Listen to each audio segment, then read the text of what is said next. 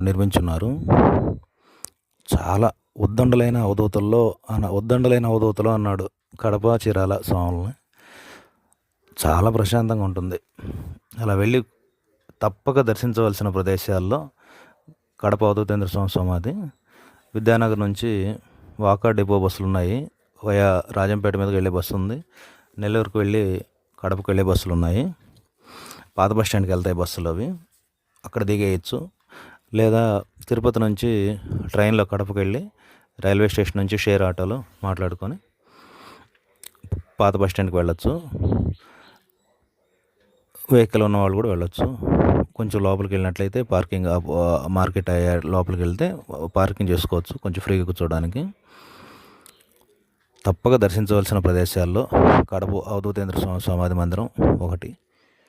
Jai Sai master.